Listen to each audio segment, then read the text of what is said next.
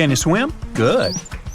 Because you're going on a journey to the deepest point of the Pacific Ocean. Now, put on your flippers. The very bottom of the Mariana Trench is awaiting. Now, get in the water. Really, come on. All right. 1 foot underwater. That's the depth you can swim with no special gear like a mask. Hey look, must be some tourists. Or whales. 10 feet underwater. That's a little deeper than the public pools and beaches around the United States. You can see colorful fish and even phytoplankton that feed on the sun's rays. 26 feet down. This is the depth at which the foundations of the floating city of Venice in Italy stand. Builders laid columns at that depth on which they later built houses and streets. 30 feet underwater. You start to feel a lot of pressure. When you're on the surface, you're under atmospheric pressure, 15 pounds per square inch. But here, at 30 feet, that pressure is doubled. All the air pockets in your body, like your lungs or ears, begin to compress from this pressure, giving you discomfort. But no worries, your organs are soft and elastic, so you can keep diving. 40 feet underwater. Oops, you're running out of air. An average person can hold their breath for 30 to 90 seconds. The current record is an incredible 24 minutes and 37 seconds. Gasp. Okay, you'll need some diving equipment to continue your descent. There you go. Thank you very much. Tourists dive to this depth to look at reefs and corals. You don't need special skills for that, but you can't dive any deeper without training or a license. 45 feet down. Be careful. There's sharks swimming here looking for food, like you. Sometimes tourists descend to this depth in a safe cage to see the sharks up close. You're better off staying away from these predators and not attracting their attention. So make sure you're not wearing any bright and shiny jewelry. Sharks love that kind of thing. 62 feet underwater. You could see the Aquarius Reef Base Lab in Florida at this depth, if you were in Florida. It's really an entire building with rooms for exploring the seafloor, accessible through a hatch. 105 feet down. You see a strange bell hanging from a chain. People used to use these things for deep diving about 400 years ago.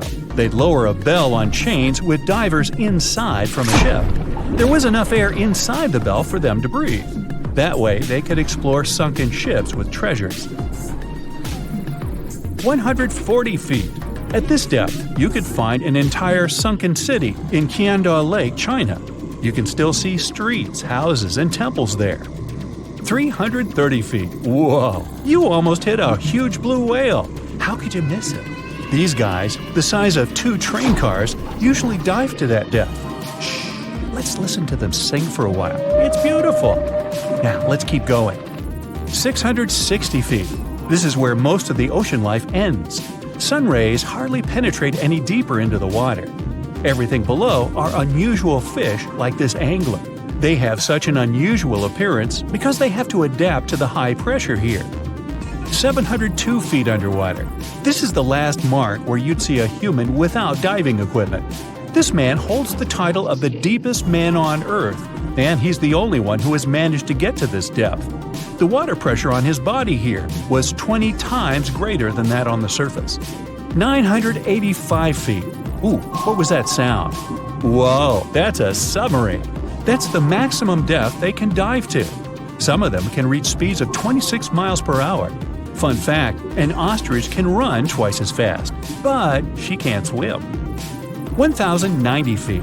Say bye to this scuba diver. You won't see them any deeper than this. The world record was set in the Red Sea. It only took the diver 12 minutes to reach this depth, but it took him a whole 15 hours to return to the surface to avoid decompression sickness. So now you get an atmospheric deep diving suit. It's completely sealed, and you won't feel the insane water pressure on your body in it. 1,454 feet. If you stuck the Empire State Building in the water, its tip would be here, and all the carpet inside of it would be wet. 2,300 feet down. The water pressure here is 70 times greater than on the surface. The flexible plastic parts of your suit can't withstand that kind of pressure. So here's some urgent delivery. It's an ultra-deep submersible. Now you can continue your dive all the way down. 2,717 feet. Here you'd see the tip of the tallest building on Earth, the Burj Khalifa. Alright, who's sinking all the tall buildings around here? 5,387 feet. This is the depth of one of the oldest and deepest lakes in the world, Lake Baikal. Its area is slightly larger than the entire country of Belgium. 8,040 feet. That's the record depth the Perdido oil platform reaches in the Gulf of Mexico, and its above-water part with 3 decks is almost as high as the Eiffel Tower. 11,962 feet. This is the average depth of the Atlantic Ocean. You can see a huge tube as wide as a giraffe's neck, and it just seems to be endless. True, this cable connected Europe and North America and used to serve for telegraph communications. 12,303 feet underwater. Suddenly, in the darkness, you see the outline of a ship. No way! That's the Titanic itself. The intense water pressure would crush a person at this depth, so you can only dive down to the Titanic in a submarine. 13,123 feet. Whoa! Here would be the end of the deepest mine in the world, Imponen Gold Mine in Africa. But you still have deeper places to go. Let's speed up. 20,000 feet. Here you can see the deepest debris of an old ship. The USS Johnson sank more than 70 years ago. You can still clearly see the number 557 on its bow. 26,200 feet. Here, in this total darkness, you'll find the deepest fish in the world, the Mariana snailfish. They're as long as a domestic kitten and have almost transparent skin. Their eyes are poorly developed for vision because the sunlight never reaches this deep. 29,030 feet. If you take Mount Everest, flip it over, and stick it into the Marianas Trench, this is exactly where you'd see its tip. Even though this is the highest point on our planet, you'd still have a lot deeper to go. 35,755 feet down. Here, in the Challenger Deep, you'd still see life. You'd need a microscope for that, though. Bacteria living here feed on organic molecules, similar to oil. A little deeper? Congrats! You've touched the bottom. It's 36,070 feet deep. The pressure here is 1,071 times higher than on the surface. But you're not the first person to have been here. One of the last expeditions to the bottom of the Mariana Trench was in 2012. An American filmmaker descended here in a submarine he designed himself. But the pressure broke some of the engines, so it was hard for him to maneuver here. The sonar was also damaged, and some of the batteries drained. He was in the Challenger Deep for about 3 hours and took many pictures and videos. If you look closely at the bottom itself, you can see bubbles. It's carbon dioxide and liquid sulfur. It's freezing here because of the extreme pressure and temperature close to freezing. But there's still life here in these harsh conditions. The 3 microorganisms are most common here: xenophytophores, amphipods, and small sea cucumbers. There's so few of them because they don't have enough food down here. Usually, there's a lot of palm leaves on the ocean floor, which get there from the land. But the Mariana Trench is 124 miles from the nearest islands. So the only food here is old plankton and fish scales from the ocean's upper layers. But it needs to travel tens of thousands of feet to become food for the bottom dwellers. But can you go even lower into the crust of the Earth? Well then, you'll need to unleash your giant drill and fire up the jet engines. You're pushing another 36 miles through the Earth's crust, and here is its edge. You've entered the upper mantle. It's an ocean of hot lava, 1,800 miles deep. You have to literally swim through this, reaching the outer core, another 1,400 miles deep. Then you reach the inner core, another 755 miles, and congrats! You're at the very center of the Earth. I hate to ask, but how do we get out of here? The Mariana Trench in the western Pacific Ocean is the deepest place on our planet. If you throw a rock into the water, it'll travel 36,000 feet before touching the bottom. But unlike your body, the rock won't experience any unpleasant consequences.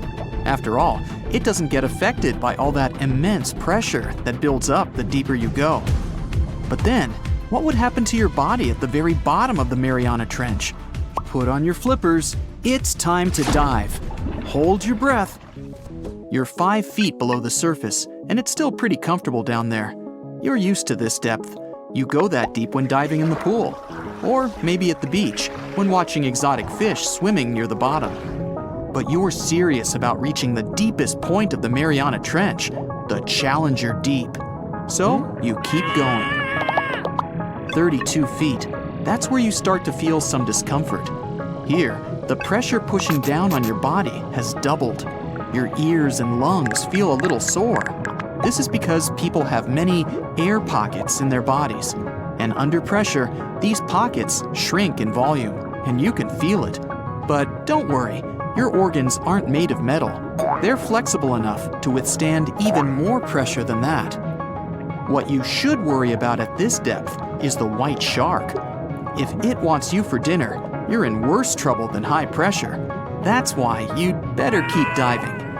Around 65 feet underwater, that's where you'll need a flashlight and air tanks as you're running out of breath. The sun's rays barely reach here, and it's pretty dark. For the same reason, you're getting cold. How about putting on a thermal suit, which is what divers usually wear? Ah, it's better now. But even though you feel warmer, your ears are starting to hurt a lot. And your lungs have shrunk almost 3 times their normal size. This can be risky for an untrained diver. But you're brave enough, and now you're already at a depth of 100 feet. Only professional divers go that deep without special equipment. The pressure here is 3 times higher than what you experience on the surface. Something weird starts happening to your body. It's not like anything you've ever felt before. And the reason is your air tank.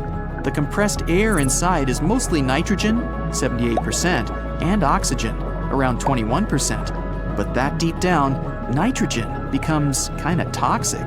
It can make you do strange things, like you may forget you're underwater and pull off your oxygen mask. But if you take tanks with more oxygen in them, the dizziness and other strange sensations will pass. 200 feet below the surface, the pressure here is 7 times higher than on dry land. Now, even the oxygen becomes unsafe to you. You have to breathe some gas with helium in it.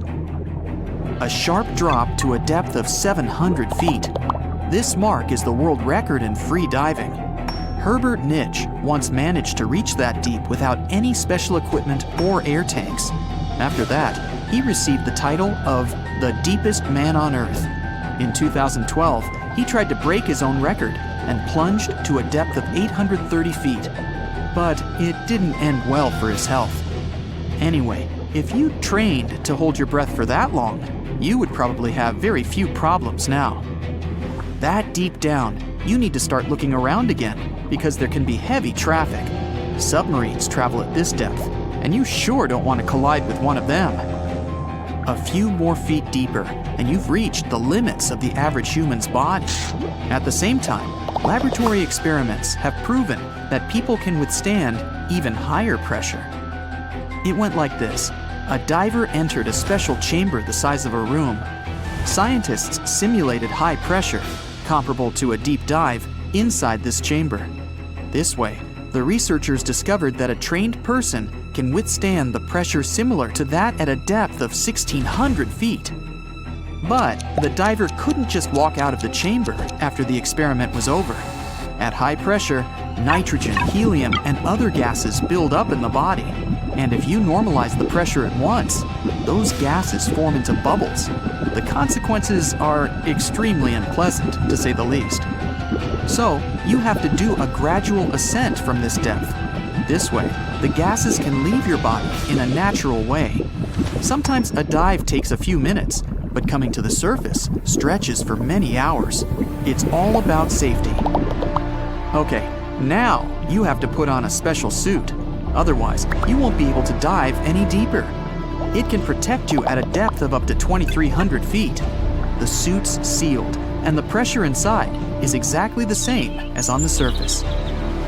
But all too soon, the suit's protection isn't enough anymore. You need a new means to continue your descent. And that's the Triton 6600 submarine. Now that you're sitting inside a large iron machine, you feel as if you're driving a car. Only this vehicle is worth $5.5 million. You certainly don't want to smash it, so be careful. you've reached a depth of 6,600 feet. Don't even think about getting out of the submarine. The pressure here is 200 times greater than on the surface. Your body just won't survive this experience. There's still almost 30,000 feet to the bottom of the Mariana Trench. If you teleported right there, a huge column of water nearly 7 miles high would press down on you with all its force. Your sightseeing tour would be over before it began. Even pressurized submarines can't withstand that kind of force. Large metal machines just burst like air balloons. At the moment, people only explore the bottom of the Mariana Trench with the help of robots and drones. One such machine is Nereus. This is an autonomous underwater vehicle that was built specifically for deep-sea diving. It can withstand pressures 1,000 times greater than those on the surface and reach a depth of nearly 36,000 feet. In May 2009, Nereus got to the bottom of the Challenger Deep, the deepest known point on our planet. Thanks to this machine and its 2 cameras, people could watch what was going on at that enormous depth. But people have also set foot in the Challenger Deep. Back in 1960, the Trieste bath escape descended to its bottom. The vessel was carrying 2 crew members. Unfortunately, they couldn't see their surroundings well. There was only one small window in the bath escape. It helped the structure of the ship remain strong. Plus, to withstand the incredible pressure, the iron walls of the bath escape were 5 inches thick. But when the explorers reached the ocean floor in the Challenger Deep, one of the window's panes did crack. Luckily, the ship was still able to spend about 20 minutes at the bottom of the ocean and then rise to the surface. But there are living creatures that are used to such incredible conditions. The Mariana snailfish, for example, lives at a depth of 24,000 feet. Even the bottom of the Mariana Trench is inhabited. Bacteria and viruses live there. They're used to low temperatures and high pressure. And their food is all kinds of organic matter that sinks to the bottom of the ocean. People can also survive in other extreme conditions. For example, in space. It's a vacuum. Unlike what many people believe, it's not cold. It's also not as dense as air or water. That's why you'd lose your body heat very slowly. But you can do an experiment. Normally, water boils at 212 degrees Fahrenheit. Let's say you place a glass of water in a special chamber and gradually lower the pressure. The lower it is, the lower temperature the water needs to boil. You're 70% water. And since space is an almost absolute vacuum, the pressure there is extremely low, near zero. And now, think about what can happen with your very liquid blood. I believe you can imagine the consequences. Ouch. Also, your internal organs would begin to expand. But that's not a problem. Your tissues are flexible and can withstand such an experience. The main issue would be the lack of oxygen. Without air, you'd soon lose consciousness. And still, if the rescue team could get to you within 1 to 2 minutes, you'd be fine. But there are living organisms that can survive even there. One bacterial species was thriving in outer space near the International Space Station for 3 years. These bacteria don't mind the vacuum and the lack of oxygen. They've even managed to survive strong solar radiation. They rightfully deserve the title of the world's most resistant bacteria. There is a place deep in the ocean where pressure is 1,000 times stronger than that we're used to at the surface. This force is enough to turn an unprotected human into dust instantly. Well, maybe more like mud. Anyway, that's why explorers need some serious preparation and equipment to survive in such extreme conditions down in the Mariana Trench. It is as wide as 20 national malls in Washington, D.C., and about 1/5 as long as the diameter of Earth. People who went all the way down describe it as a chilly, quiet, and very peaceful place. They saw a bright blanket of red and yellow rocky outcrops, and there was a whole variety of unique, small, translucent animals. The popular myth is that more people have gone to the moon than to this deepest place on Earth is not true, though. In total, 24 humans flew to the moon. and at least 27 brave souls dove down to the Mariana Trench. Most of them were explorers and not proper scientists. They just go there for the thrills and also to collect video evidence of different wildlife, geological formations, and human-made objects. Humans started traveling around space and into the ocean depths at around the same time. The first moon landing was in 1969, and the first person to go down the Challenger Deep, the deepest part of the Mariana Trench, did so in 1960. This unusual location got its name after the British ship HMS Challenger, which first located this massive drop in the ocean floor at the end of the 19th century. It would take 8 more decades before the first human went down to it. Explorers didn't manage to do it in a conventional submarine. They used a type of submersible called a bathyscaphe. The Swiss oceanographer Auguste Piccard designed his own in 1953. 7 years later, the submersible managed to do the impossible. It had reached a depth of nearly 36,000 feet. But what explorers saw was merely a fraction of the trench's full size.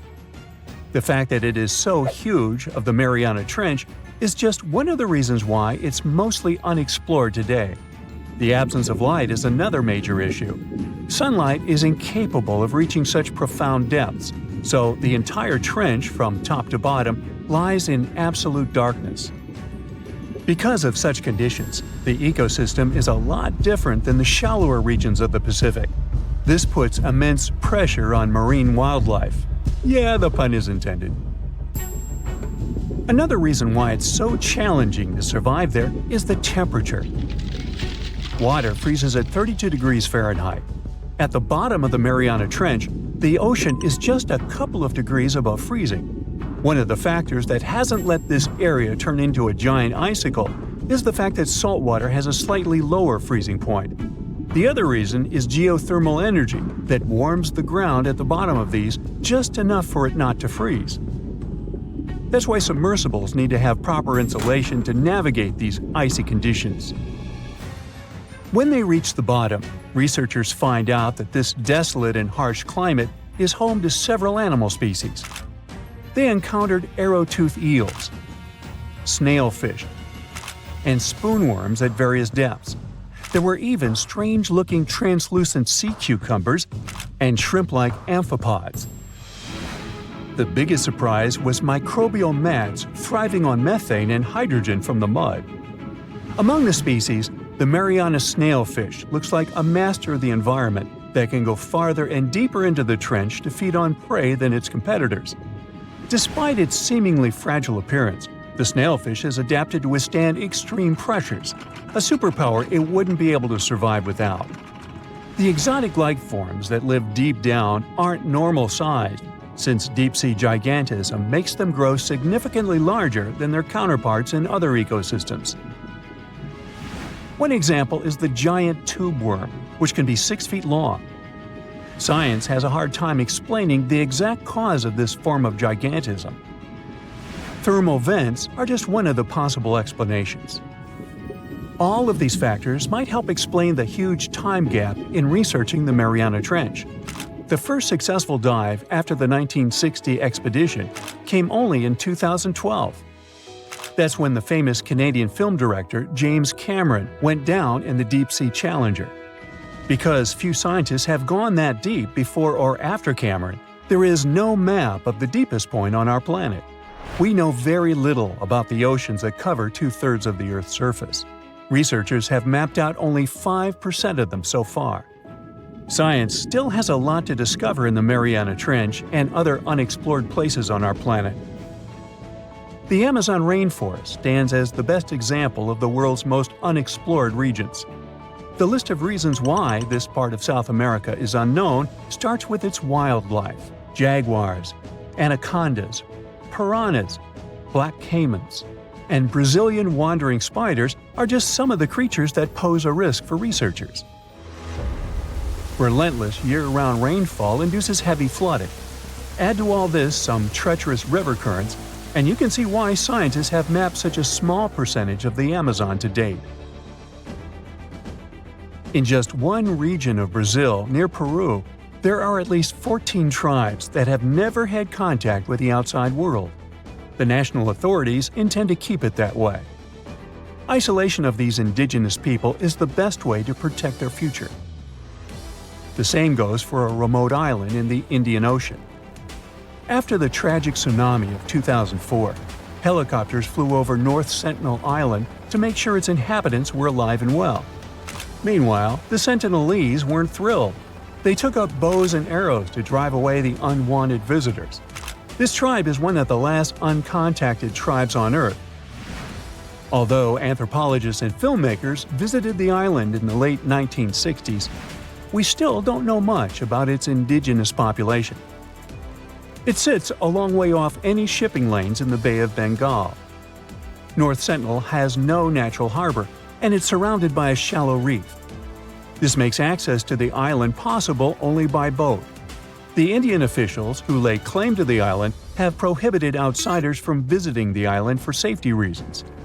The estimates on how many people inhabit the island vary significantly, from as few as 15 to as many as 500. The island is not tiny. It's about 5 times as big as London's Heathrow Airport.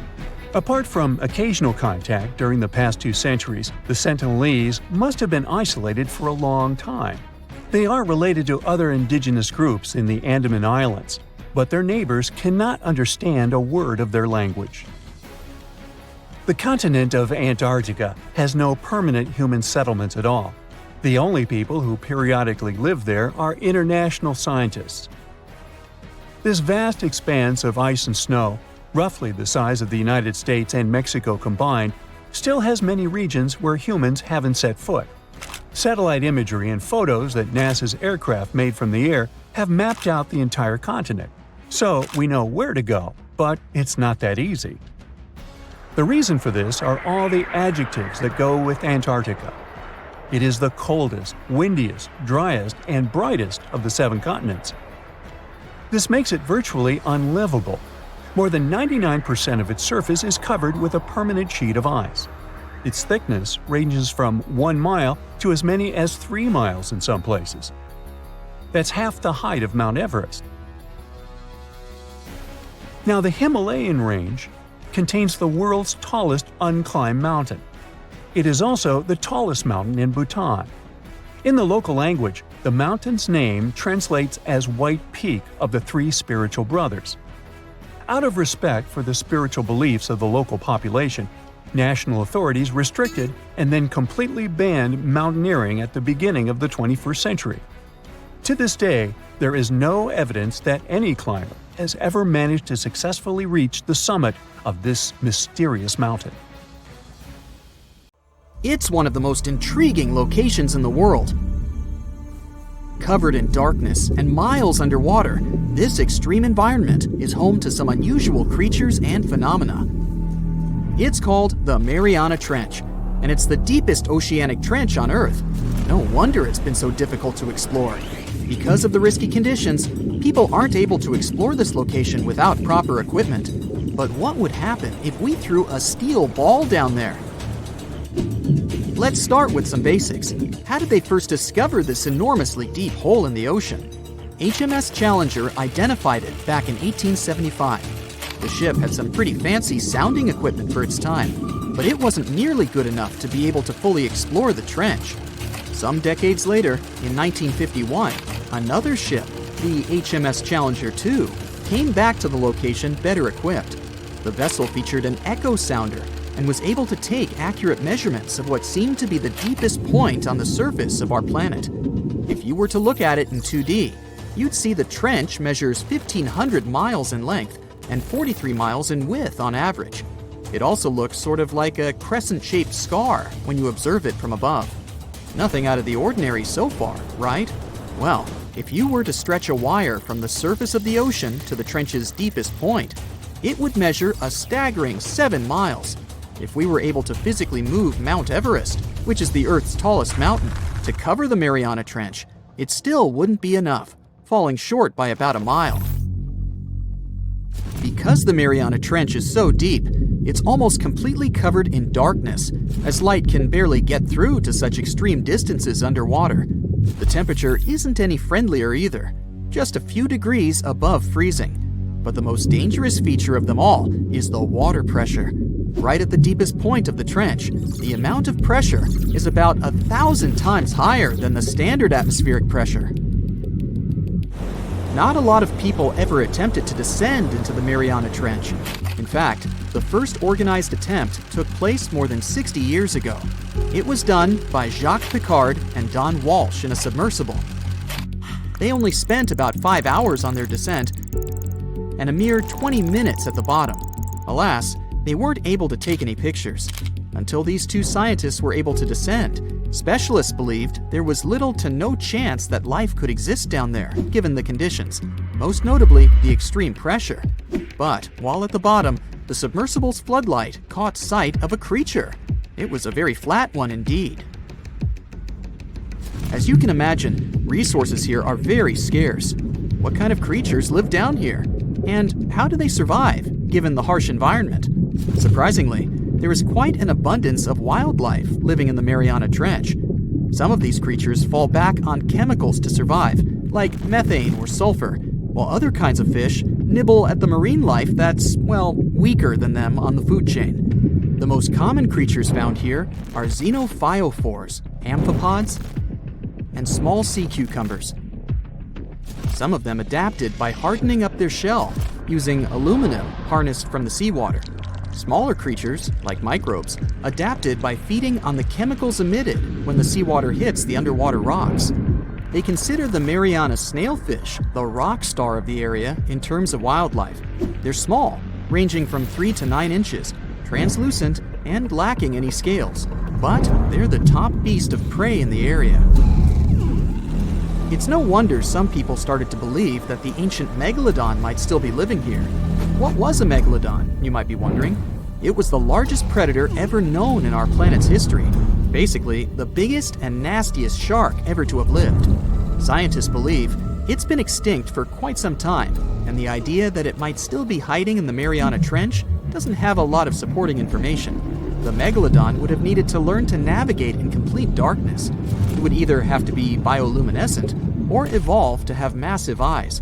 More so, because of its school bus-like size, the Megalodon would have needed a lot to eat. Microbes and small snailfish just wouldn't have done the trick. If a steel ball were to be dropped in the trench, what would be its effect on it? Would the ball be strong enough to sustain such pressure? Let's look at the science here. If we assume it's a solid steel ball, the pressure found at the bottom of the trench wouldn't be enough to really affect it and cause permanent damage. It would take it a solid 12 minutes to reach the bottom of the ocean, though. What about the temperature? Well, it turns out that the difference in temperature on the surface and at the bottom of the trench is quite impressive, a difference of about 86 degrees Fahrenheit. So, it would cause the ball to shrink a bit, but yet again, once the ball returns to the surface, it would simply come back to normal. Should the ball get stuck there, there's another interesting question to answer. Would corrosion affect it? Corrosion of steel is highly dependent on the amount of oxygen in the water. The amount of oxygen dissolved in water remains constant at depths greater than 3 miles. I'll spare you the math, but it would take more than 10,000 years for the steel ball to completely rust under the sea. I can't help but wonder, though, what would it take us humans to be able to survive at such extreme depths? Let's look at what was used in the past to explore this mysterious location. A little thing called syntactic foam. Why? Because it's the only material that can both float and resist the amount of pressure found here. Without this sort of protection, our lungs would rapidly collapse here. More so, the pressure from the water would push liquid into our mouths, replacing the much-needed oxygen with water. Then, there would be the much-needed ability to be able to come back to the surface, should anything not go as planned. One of the vessels that went for a deep dive here had 1,000-pound steel weights attached to it, so it would ensure its sinkage. These weights were connected to the ship by a special type of wire that had an increased corroding time of 11 to 13 hours in seawater, just in case something went wrong down there, and they'd have to bounce back faster. Given the harsh conditions here, the problem of oxygen supply is really important too. any vessel looking to descend into the Mariana Trench again would need to consider some sort of device that can recycle the air in order to reduce the amount of oxygen that needs to be transported down there.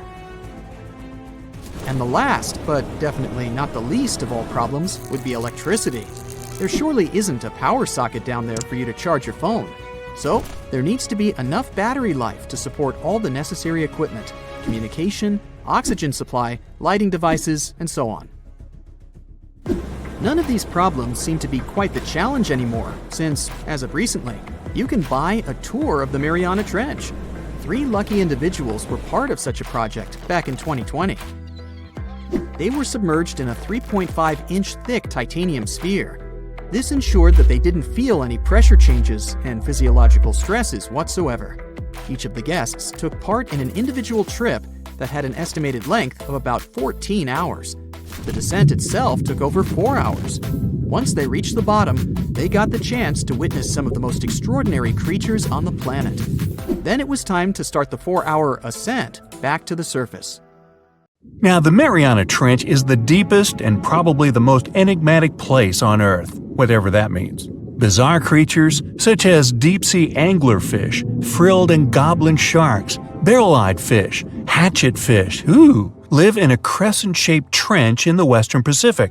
Just 3 people have ever descended down the Challenger Deep in the southern end of the Mariana Trench.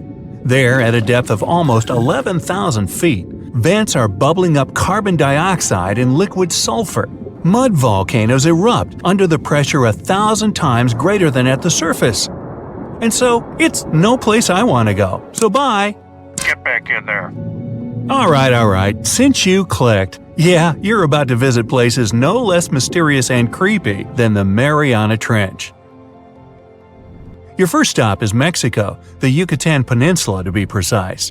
See those bottomless sinkholes filled with crystal clear water? It's fresh water that overlies salt water seeping from the sea. The sinkholes are called cenotes. The Mayans believe these natural wells were the gateways to the underworld. Thousands of cenotes, created by collapsed limestone bedrock, form one of the world's longest underwater cave systems. You can easily get lost in this tangled, mysterious network. Now it's time to visit the Caribbean. There, you'll get to a depth of almost 8,000 feet to see the Van Dam vent field. The hydrothermal vents fire out streams of muddy, scalding water with a temperature reaching 400 degrees Fahrenheit. That's almost enough to bake a pizza. These mounds are made of talc, a substance you can find in baby powder. The Van Dam vent field is an oasis for odd species. One of those is kind of a creepy shrimp without eyes. Instead, they're equipped with patches of light-sensitive cells on their backs. Now, you don't have to travel far away. The next enigma on your list is also in the Caribbean. Just off the coast of Belize, there is a giant sinkhole. It's also blue. Yep, that's the Great Blue Hole. The thing is about 1,000 feet across and more than 400 feet deep. Once, a long time ago, this hole was a cave until rising waters filled it, making it collapse in on itself. The deeper you descend into the Great Hole's crystalline waters, the darker it becomes. You see tons of stalactite-filled caves, but don't even try to enter them unless you want to get hopelessly lost. Once you reach a depth of 50 feet, you notice the water shimmer. That's the invisible line dividing the sinkhole's salty top from the freshwater abyss. Time to get out of there. Who knows what you might come across in the murky depths? Your next destination is off the Pacific Northwest coast. Almost 500 streams of methane bubbles were discovered there several years ago. Because of the bubbles, the vents got the name champagne seeps, which sounds better than the fart spas. Scientists are still puzzling over this phenomenon. Where does the methane come from? Underwater cows? Why is its temperature warmer than that of the surrounding ocean? And most importantly, what would happen if you managed to light a match somewhere near a large bubble? Methane is a highly flammable gas, and setting a methane bubble on fire, well, you get the picture. And now you're off to Iceland. The plan is to dive into Silfra, a fissure filled with pure glacier water. This 206-foot deep crack is the only underwater place on the planet where you can touch 2 continents at once. The deeper you go, the darker it becomes. The rocky landscape looks otherworldly. Divers who dare to visit this incredible place risk having their gear frozen, getting hypothermia, or not surviving whatsoever. After all, the water temperature in Silfra Fissure is about 35 degrees Fahrenheit year-round. Your next destination is Scotland. Okay, cue the bagpipes. If you dive in the Gulf of Corryvreckan, a narrow strait between two islands, you'll see massive underwater rocks and deep holes. They create the third largest permanent whirlpool on the planet, the Corryvreckan Maelstrom. The water moves through the strait at breakneck speed. It hits the underwater rocks, and the place looks like a pot with boiling water. The waves created in the process sometimes reach a height of 15 feet, and you can still hear the roaring whirlpool from 10 miles away. It's believed the Corryvreckan Maelstrom has swallowed dozens of sailors over the centuries. They were caught unaware by the ferocity of this natural phenomenon and pulled underwater in the blink of an eye. Okay, enough bagpipes. Your adventures are getting more and more extreme. You're heading for Antarctica. There, in the Southern Ocean, you'll find the Ross Sea Ice Shelf. Say that 5 times real fast. Later, not now. It's roughly the size of Spain, with the ocean underneath containing as much water as the North Sea. Once, scientists drilled all the way down through this enormous chunk of ice. Imagine their astonishment when they found life in those extreme conditions. The researchers came across dozens of mysterious species not known before. The most unnerving were upside-down swimming fish and overturned sea anemones hanging in the frigid waters. Hopefully, bizarre places with a notorious reputation don't frighten you. Well, too bad, because you're about to visit the Bermuda Triangle. It's an area between Bermuda, Florida, and Puerto Rico where planes and ships seem to vanish in thin air.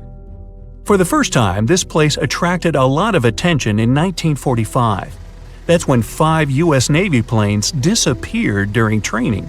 Before radio contact was lost, the flight leader said, "We're entering white water. Nothing seems right." After that, the planes with 14 men flying them disappeared.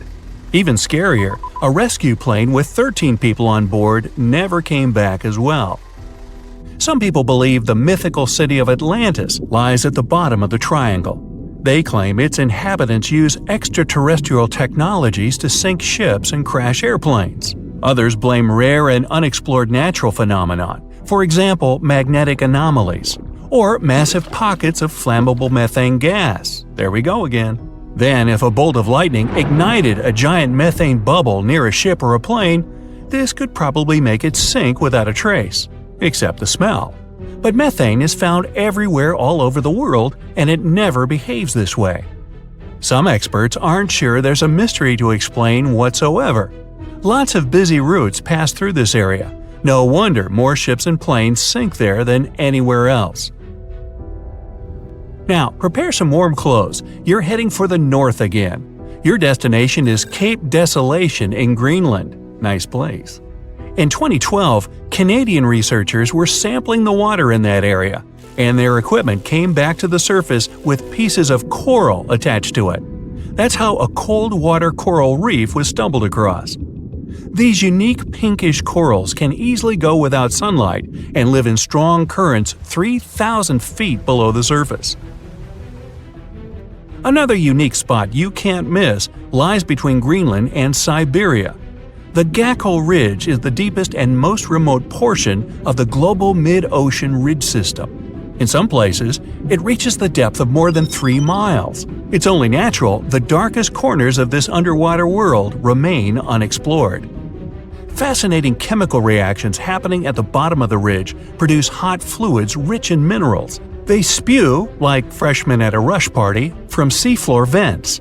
And since these vents are isolated from the rest of the ocean, they're hot spots for bizarre creatures found nowhere else in the world. Your next stop is just off the coast of Cuba. Circular columns, paved floors, symmetrical stone structures. That's what the Cuban underwater city looks like. What happened there? Why was a large city abandoned at a depth of more than 2,000 feet? Lots of people believe those are the ruins of a long-forgotten civilization. But scientists have their doubts. They claim the lost city is nothing but a natural phenomenon that appeared about 5 million years ago. The disc and donut structures often appear around the areas of the seafloor where natural gases break free. Again with the gases. When you come to visit the Sargasso Sea in the middle of the North Atlantic Ocean, you won't find its shores. Instead, it's surrounded by powerful ocean currents. These are the same currents that turn the sea into a gigantic convention for dense brown seaweed. In the 19th century, a French ship was discovered in the Sargasso Sea. Its sails were set, but not a single crew member was on board. This mysterious disappearance made people believe the seaweed was carnivorous. The Sargasso Sea is indeed a weird place. It's always eerily calm and unnaturally warm, even though it's surrounded by the churning, freezing waters of the Atlantic Ocean. Could one of these bizarre places become a home to the largest marine predator ever, the Megalodon? The giant shark's teeth, some larger than an adult man's hand, have been found pretty much all over the world. But since these creatures preferred warm, shallow waters, they lived along the coastlines of all continents except Antarctica. In other words, it'd be a waste of time to search for the giant predator in the depths of the Mariana Trench, in Greenland, or in Mexican cenotes. But then, could it choose the waters of the Caribbean to hide from the hustle and bustle of the modern world? Don't get your hopes up. There's been no proof the Megalodon does exist these days.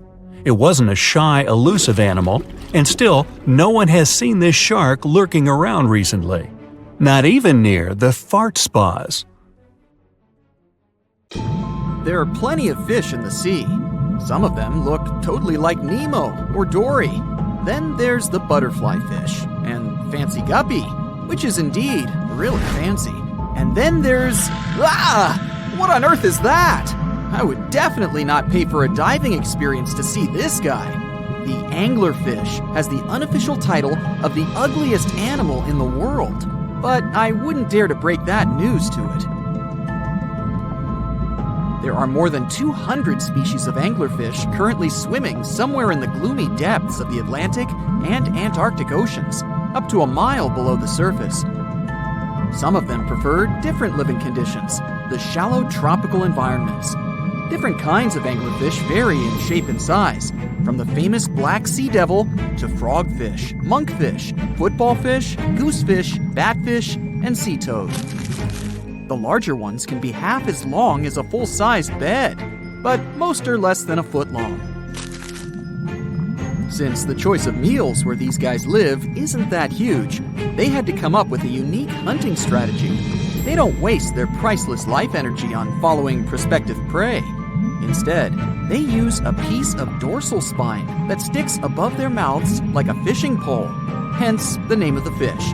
There's a sac of bioluminescent bacteria that glows brightly in the dark at the end of that rod. The light lures prey, and all the anglerfish has to do is wait, and then enjoy its lunch delivered right to its mouth. Their bodies are pliable and huge, so they can easily swallow prey twice their size. Deep-sea anglerfish eat whatever they can find.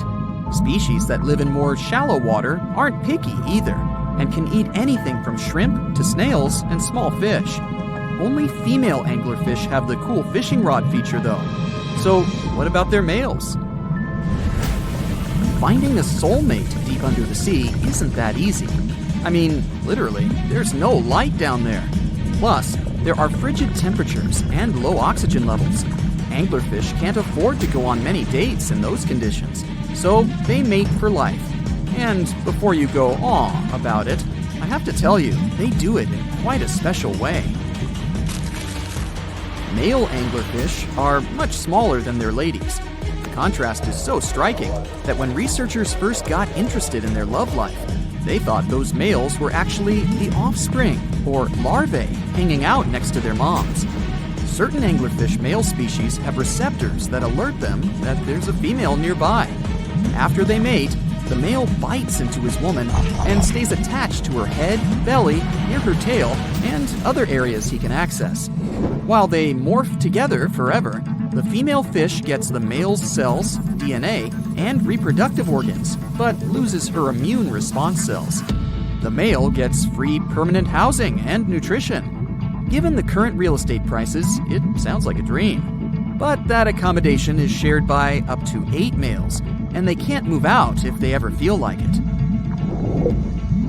You're unlikely to meet this deep-sea fish in real life, but if you meet an anglerfish in your favorite video game, remember that you can easily outswim it and make it kinder to you with tranquilizing arrows. Once you befriend it, the anglerfish can be your scout and help you discover new areas with its bioluminescent pods.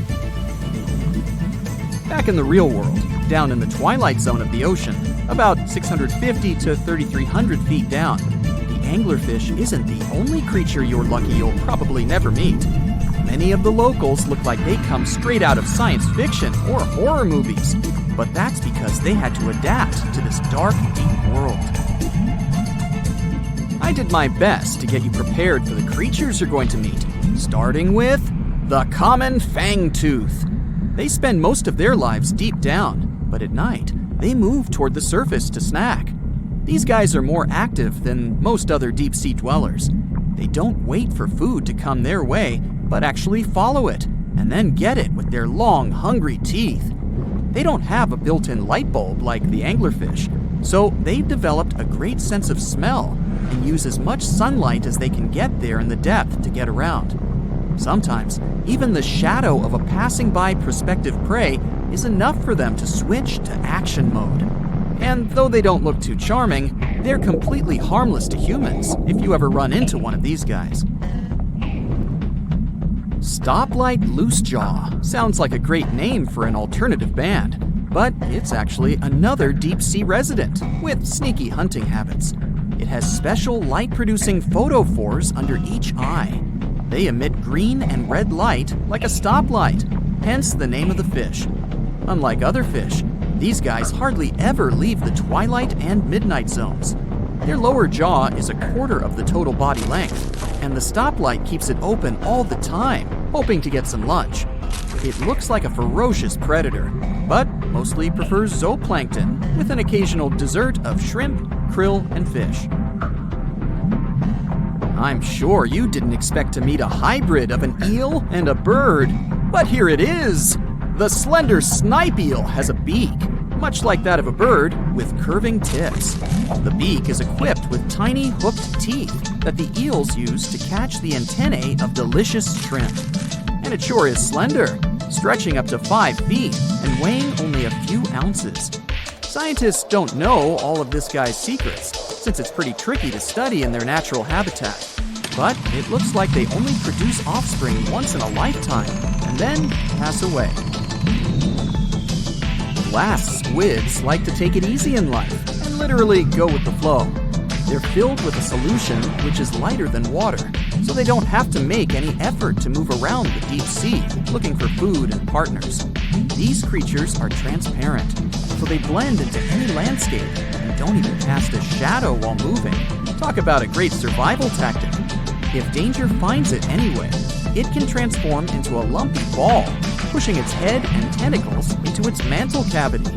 It can also release ink into the mantle and go from transparent to black.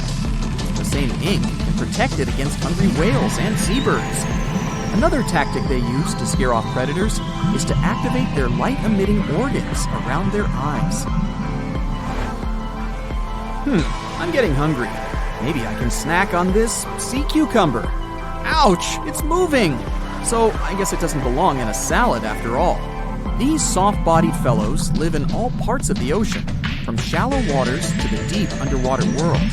Most of them slowly move around with their tiny feet, but some crawl around by flexing their bodies. Sea cucumbers can shed their internal organs when there's a predator approaching. Those sticky organs distract the intruder, and the happy cucumber moves on and just grows the organs back. What's that glistening in the distance? Looks like someone dropped gems in the water. That's a sea sapphire, also known as the most beautiful animal you've never seen. Some males of this type of copepod can change color from deep blue to purple, red, or gold. 1 second later, it's gone. its back, shimmering bright. The secret to this magic is that their bodies are transparent and reflect light differently at certain angles. It looks like it's their way of communicating between each other and attracting mates. Female sea sapphires don't have the same superpower, but their eyes are bigger compared to males, probably to spot them from a distance. Males roam wild and free, and their ladies stay in the crystal palaces of strange barrel-shaped jellies called salps. Not a lot of people have heard of this mysterious body of water named after famous English explorer Sir Francis Drake.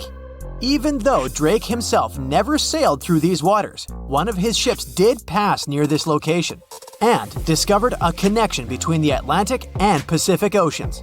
That's how the area got named the Drake Passage in 1578. Soon enough, the passage became known for some mysterious disappearances.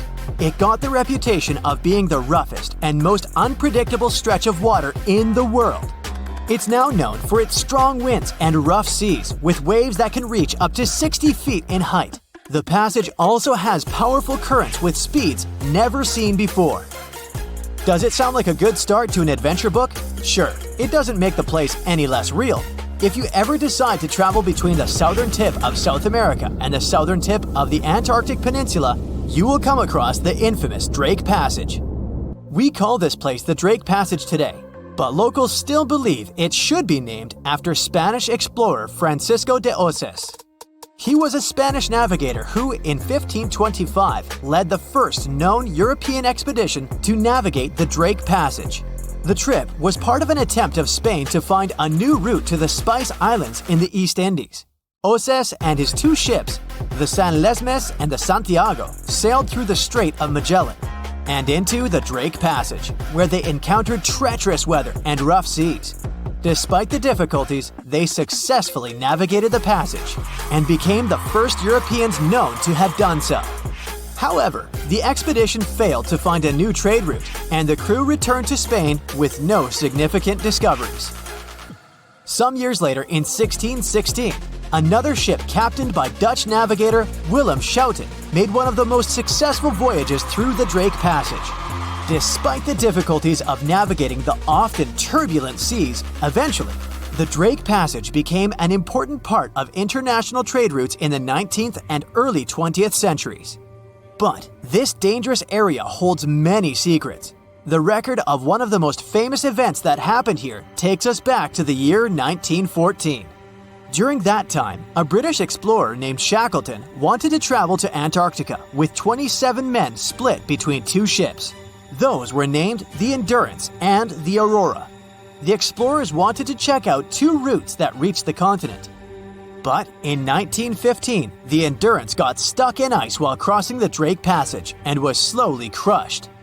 Shackleton and his crew had to leave the ship and could only gather some personal belongings.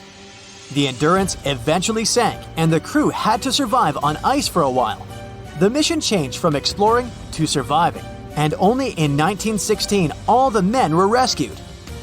The Aurora suffered a similar fate. It also got stuck in ice, and 3 men were lost at sea before the rest of the crew was rescued in 1917. For many years, the ship Endurance was thought to have been lost forever. But in 2022, a group of specialists went on a trip to find it. They left from Cape Town, South Africa on February 5th. The leader of the group said it was most likely the most difficult shipwreck search in history. They used special equipment to find the ship under the water and then used a special underwater camera to take a closer look. The members of the team were sure they had found the Endurance because it was in a place where very few ships had ever been.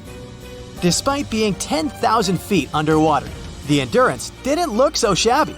It was actually pretty well preserved for a ship that had been underwater for more than 100 years. The explorers were still even able to see the word Endurance written on it. But it's not just ships that have a hard time with the Drake Passage. A plane with 38 people on board seemed to have disappeared over the Drake Passage in 2019, according to the Chilean authorities. It's believed it hit the icy and rough waters of the passage. Rescuers used ships, planes, and satellites to search for the missing plane and its passengers in the area where it had last sent messages. But the harsh conditions of the Drake Passage made the search very difficult. The exact location where the accident had happened was eventually found, but there were no survivors.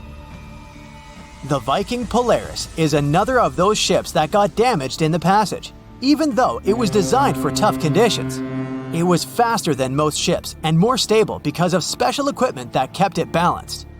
One night, back in 2022, the waves were indeed big, but the ship seemed to be doing well in the rough weather. But then, on its way back to port in Ushuaia, Argentina, a rogue wave suddenly hit the ship without warning. People on board felt like they had been hit by an iceberg. Rogue waves are much taller than other waves around them, and they're very unpredictable. Scientists still don't know exactly why they occur. When this rogue wave hit the Viking Polaris ship, it immediately broke windows on the second deck. Some people on board were hurt, but thankfully, most of them had been properly trained before boarding the ship and knew what they had to do in case of an emergency. The crew was also very good at helping the passengers. Most of them even claimed later that they would board the ship for the second time, despite such an unexpected experience. The boat eventually made it to the port without suffering further damage. What makes this region so hard to cross, though? For starters, the Drake Passage is a wide and deep area of water. It's about 500 miles wide and has a depth of 15,000 feet. Even the most experienced sailors who cross the passage every year say it can be dangerous, unpredictable, and even scary at times. And that's even considering the modern technologies we have today. The area is a mix of warm and cold temperatures, which can result in ravishing storms. Strong winds from the west push the water from the Pacific Ocean into the passage, creating waves and swells that can reach up to 30 feet or more. If accidents happen here, things can get ugly faster than anywhere else.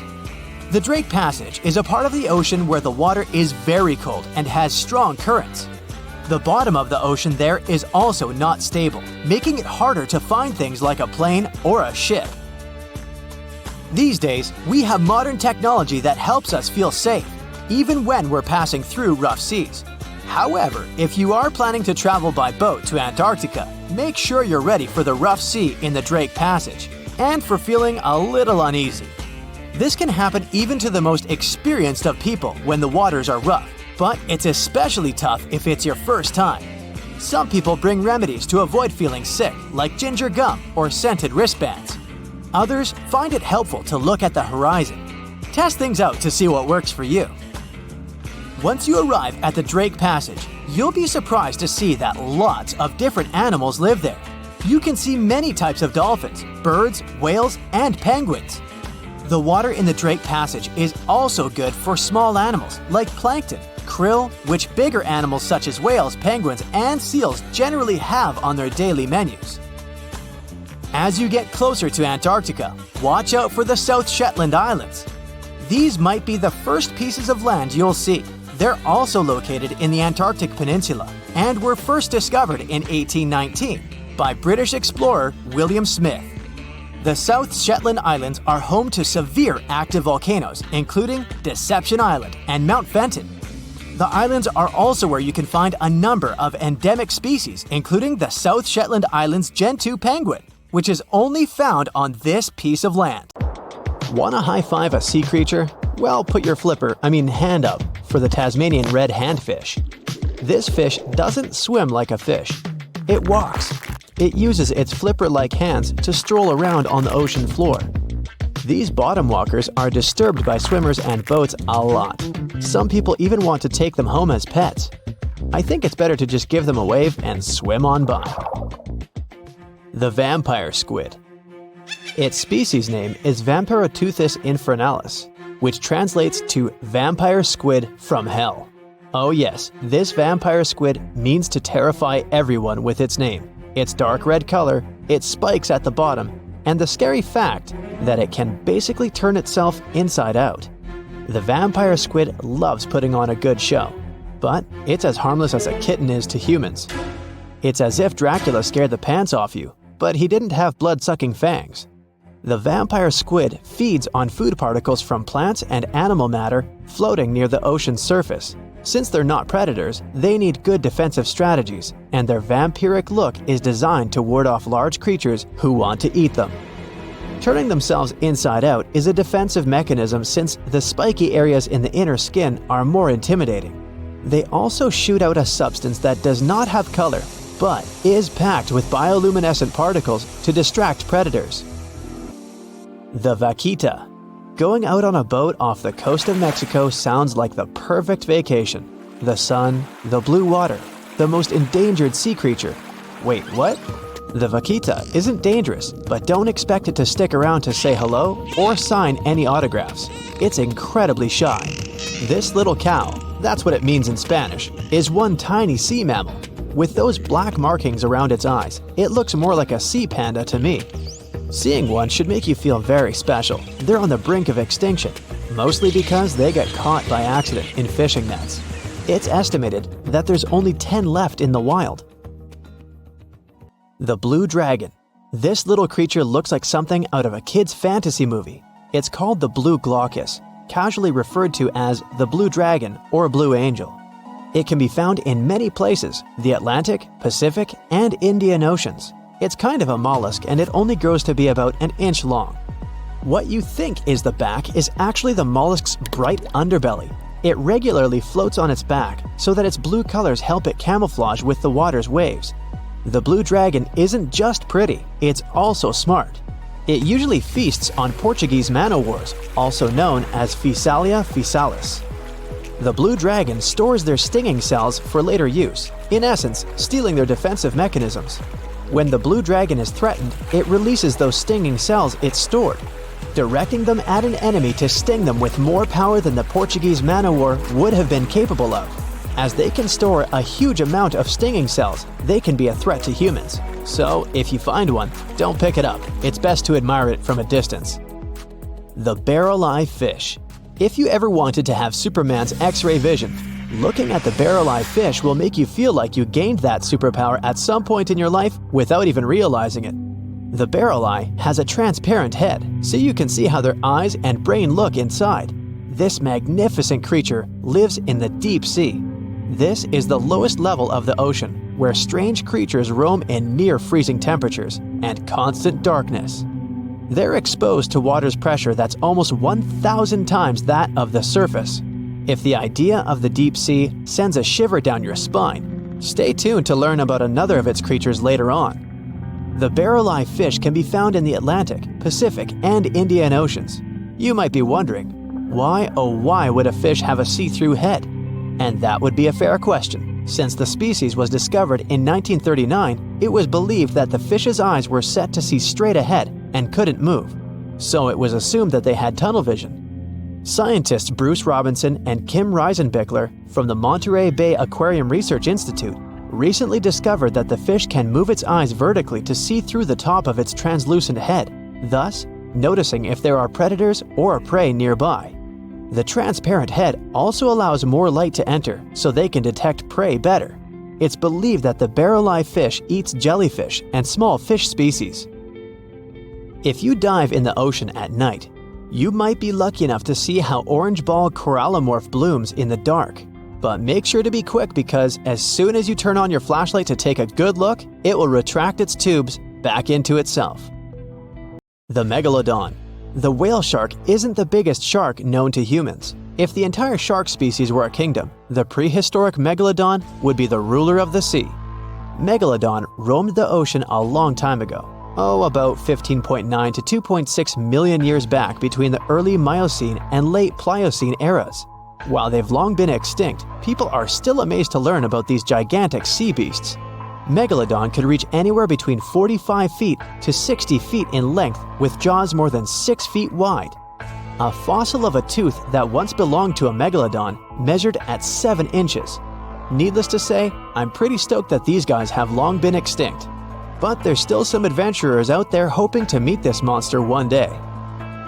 The Dumbo octopus. This adorable creature, or creepy creature, or however you want to see it, is officially called Grimpoteuthis. More casually, it's referred to as the Dumbo octopus, named after the Disney character. Though Dumbo, the elephant, not the octopus, was teased for his big ears, it's highly unlikely that this adorable octopus gets teased by its water neighbors. They are the deepest living octopuses living in the deep sea. and you know how scary that place is. They're only about 8 inches tall and spend their days hovering just above the seafloor eating snails, worms, and other food they find in the current or near ocean vents. There are nearly 17 species of Dumbo octopus, and they all have differences in height, color, and body parts. If you can't get enough strange animals, you'll be glad to learn that the deep sea has barely been explored by humans. So, keep an eye out. There are bound to be more fascinating animals discovered in the deep in the future. The sea angel. These creatures might look and sound pretty cute, but their diet is far from sunshine and lollipops. Their favorite food are sea butterflies. They lay mucus traps for them and wait in ambush. The squat anemone shrimp. This shrimp is tiny, only 0.5 inches. It's also known as a dancer shrimp because of its peculiar behavior. When agitated, it raises its bottom above its head and does a little dance. Divers also say it readily jumps on their hands and cleans them. The coconut crab. This guy may look pretty creepy, especially when the sun goes down. Mature coconut crabs are around 3 feet in length. Their preferred foods are coconuts, but they can also hunt down lizards and even large birds. The slender snipe eel. Slender snipe eel is a slim and long creature that's still a mystery for marine scientists.